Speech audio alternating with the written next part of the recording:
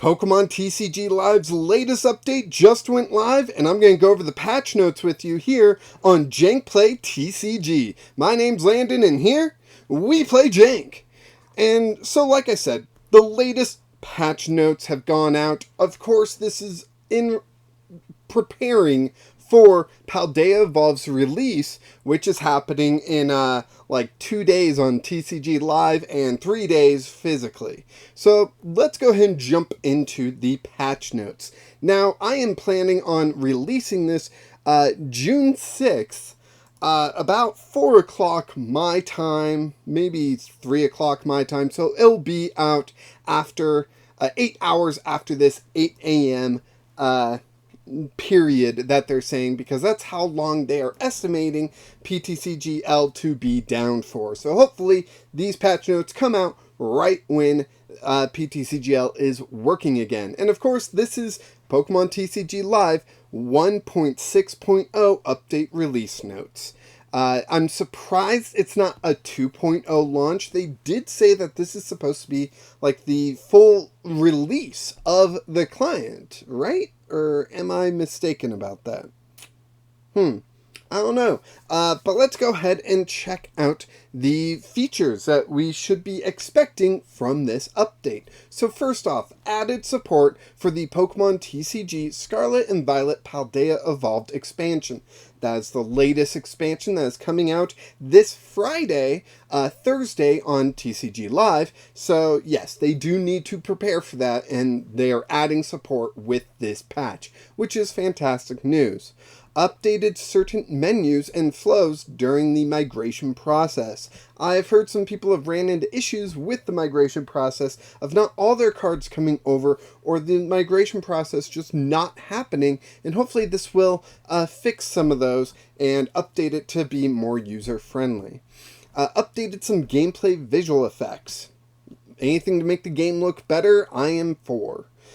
I do think, especially after the latest patch notes I did, I think that was where people said it. I don't remember, but people did comment saying that they want the ability to turn off the effects, and I agree with that. There should be an ability to turn off the effects for people that do not like seeing those effects. However, the timing needs to remain.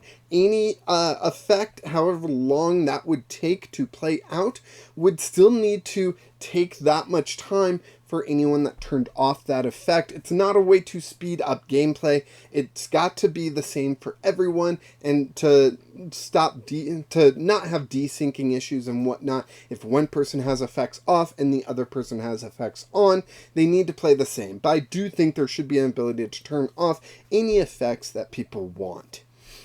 Added error messaging in the deck editor when mixing alternate art versions of Pokemon V Union in a deck.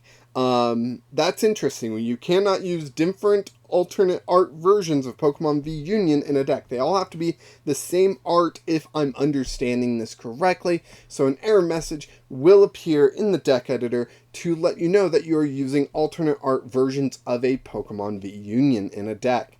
Interesting stuff there. Added visual feedback when a Pokemon's ability prevents taking a prize card for a knockout. That is very good. I've seen a couple cards that prevent knockout, especially the card I am most interested in building a deck. First off, I don't know if it will be my first deck, but it is definitely a deck I am looking to build early. Prevents taking prizes for knockouts. So having some sort of visual feedback will be useful for my opponent, because I know previously when I've played cards that prevent taking prizes, my opponent usually uses the confused emotion icon thing to let me know that they're not sure what happened, and it's, yeah, you didn't get a prize for that knockout because of an effect, you know. So yeah, feedback would be great. Added animations for certain card movements during a match. Okay, more animations that hopefully clear up certain effects would be great.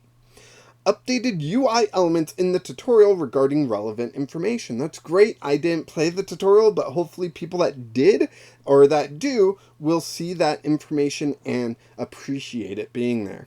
Improved code redemption errors for invalid codes. Yeah, I've found redeeming codes to be a little iffy. Did I scan this? I don't know. It's not the greatest. So improvements I am all here for. All right, next up, we've got some highlights here.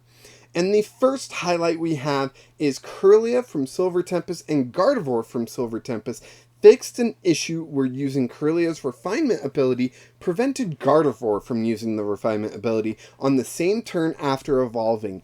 I have had this issue. I have a cast form deck that I really like playing, and I keep updating it for, the latest format, and I updated it with this Kirlia Gardevoir combo so I could refinement twice in the same turn. You refinement with Kirlia, evolve up to Gardevoir, it clears any status effects that are affecting it, such as you can only use this effect once per turn. It clears that, and you can use Gardevoir's refinement ability. However, there's been a bug that's been preventing that, and it seems like they are fixing it, so you can double refinement by using Kirlia's, evolving up, using Gardevoir's.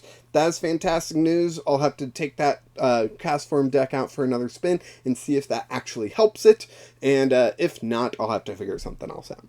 Next up, we have Zoroark. Is this the one? Yeah, it looks like from Evolving Skies. Fixed an issue where the Phantom Transformation ability was incorrectly able to select another Zoroark. Yeah, you shouldn't be able to chain Zoroarks, or else you just have a endless game state. Fixed an issue where mulligans showed basic Pokemon. So, the issue, I believe, was actually where the mulligans showed the person's latest hand. Like, if you mulliganed once and you looked at the cards from that mulligan, it showed their new hand, not their previous hand. So showing basic Pokemon, it was showing you your opponent's current hand. At least that's what I noticed. I don't know if that's 100% accurate all the time, but that is something that I noticed. So I'm glad they're fixing mulligans there. Fixed an issue where the prize cards disappeared from play under certain circumstances. That would be terrible. Just not having prize cards in play anymore, not being able to end the match by taking your final prize card, that would be frightening.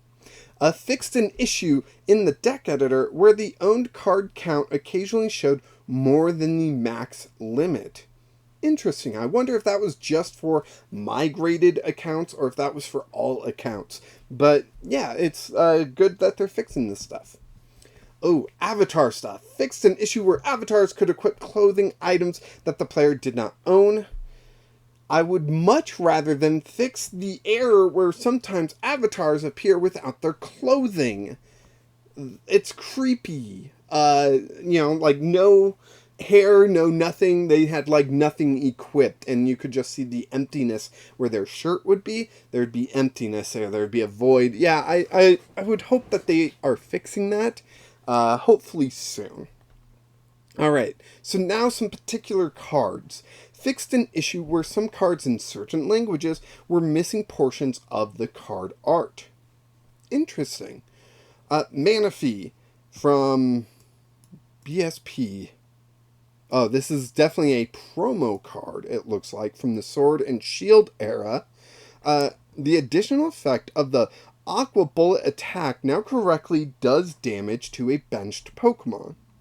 Okay. Which Manaphy is that? I don't know. Superior V-Star. This is from Silver Tempest. The Regal Blunder attack no longer prompts the player to move energy when no targets are available. That's good. You don't need prompts when you can't do anything with that prompt. Where the only answer is no, just skip it. Move on. Let's get this going, Deck Manager / Editor. Here's some issues that they fixed. Fixed an issue where searching for certain cards in the deck editor screen caused visual issues to occur. And fixed an issue where there was a character limit when searching cards. Searching for certain cards in the deck screen caused visual issues to occur. Who knows what those visual issues were? They could be anything. Yeah. And then fixed an issue where there was a character limit when searching cards. I do think there needs to be a character limit. I do know, or in the past, I knew there were some programming issues where if they didn't have a limit, it would cause issues, but the limit needs to be big enough for people to find the cards that they're looking for. So gameplay slash battle. Lots of fixes this patch. That's great. Fixed an issue where the evolution sound effect played for the opponent's Pokemon even when the sound was muted. Yeah, when sound is muted, it just needs to be unmuted. It doesn't need to play, you know? I usually play with the sound off, not muted. That is different. Basically, my volume is turned off when I record videos and stuff. Like on my PC, I do not have speakers. I have headphones that I clearly do not use when recording, so I don't hear the sound. And on my phone, I just have the sound off, even though it's not muted or anything. So when I record videos on my phone, it still records the sound. But yeah, if it's muted, I know Pokemon Go has had that issue for a long time. Glad to see that PTCGL is being fixed faster than Go's was. Fixed an issue where certain game board transitions were not playing. Meh. Not that big of an issue. Fixed an issue during a match where the player could not switch between pages on the global effects or status effects filters. I don't use those filters. Maybe I should try using those filters. But for the most part, I can read the field. I kind of know what's going on. I kind of know a lot of the cards, so I don't need it. I'm sure, though, that this will help those players that don't know that information and do need it. So that's fantastic. General fixed. Fixed an issue where occasionally, when navigating through menus, the top navigation bar disappeared. Yeah, definitely not a good thing for that to happen. Matchmaking. Fixed an issue in the match results where the win/loss condition was not displayed. Okay, so you can see how you won or lost. That's pretty good. And tutorial/Fatui, first time user experience. Fixed an issue where certain actions during the tutorial could cause the client to become unresponsive. Yeah, that's kind of a big deal, honestly. Tutorials are more important than most people realize, especially us veteran players who don't really need a tutorial, don't really need a first-time user experience.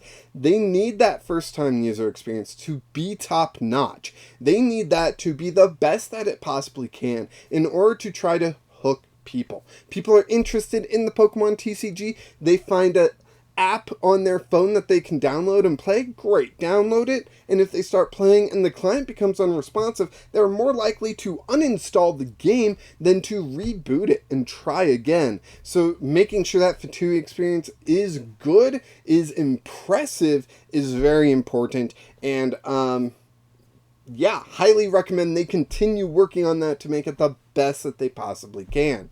And that is all the information from the latest update that basically just went live as this video went live. And I hope you find all this information useful. You know what cards have been fixed and how you can use them now. And are you looking forward to Paldea Evolved? Let me know down in the comments. Are there any bugs that you still find in the app? Also, let me know down in the comments. Maybe we can have our own kind of database of bugs, of issues that we can go through, and hopefully they will get fixed sooner. Let me know all that stuff down in the comments. Go and like this video, subscribe to the channel for more Pokemon action, and join the Discord where we can have more one-on-one interactions. And with Paldea Evolved, I'd love to see screenshots of your polls in PTCGL or physical packs in the Discord. That would be fantastic. I love seeing what other people get. And of course, until next time, keep playing Jank.